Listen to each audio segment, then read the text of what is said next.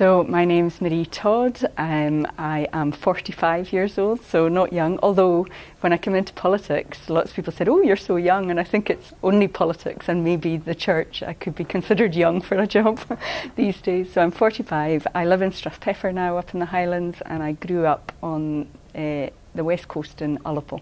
I'm a big reader, and I really admire authors. I admire, well, you can hear I'm a wee bit wordy. I admire people who can choose words carefully and give a lot of meaning with their words. So I would choose Estelle Mascami. Sorry if I've mispronounced her name. She's a young published author who's just turned 21, and I think that's pretty impressive. Gosh, well, I'm in danger of looking back with rose-tinted glasses. I had an amazing childhood growing up in the West Highlands. Partly, I always say this phrase, and you'll have heard me say it a lot, it takes a village to raise a child, and I grew up in a really amazing village. So that security and comfort of growing up somewhere where people know you and look out for you was really special to me.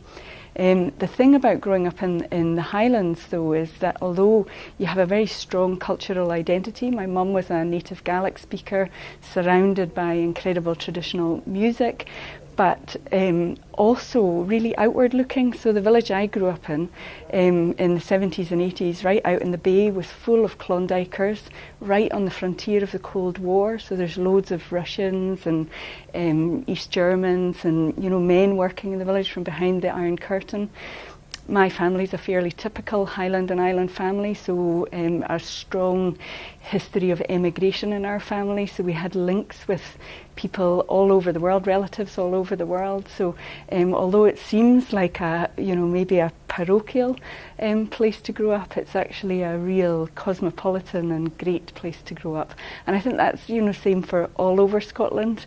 It's culturally diverse, outward looking, and we have a strong cultural identity, but we have the most amazing landscape as well, which I'm sure influences us as we're growing into adults. I often think, certainly for people my age, I'm middle-aged now, and I think that young people imagine that you've had no life at all and never done anything. And I suppose I would like us all to meet each other equally. That's a good idea in life. I think of my granda, who had to go away every September and came back the following May. No FaceTime for him.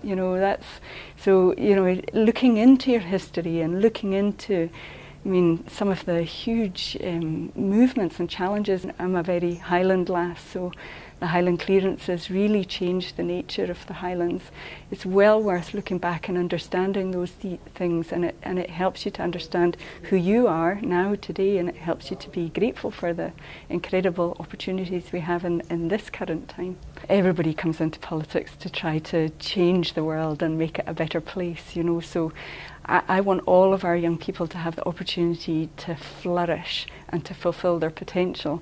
I don't want them to do things for me. I want them to be able to do things for themselves. I want to be able to create the kind of environment where all of our young people can flourish. And I know it sounds pat, I want Scotland to be the best place in the world to grow up. I really do want Scotland to be the best place in the world to grow up. I want our young people to grow up loved and respected, and I just know that will be better for them. It'll be better for us, our communities, and it will be better for Scotland as a nation. I think it's vital for young people to have their voices heard anytime, but the Year of Young People gives us a real opportunity to give them a platform and to celebrate what they contribute to our community. It's a fantastic idea, and I'm really, really keen that there should be a legacy from it, that not only this year are we listening to young people's voices, but in the future going forward, that becomes a legacy of the year.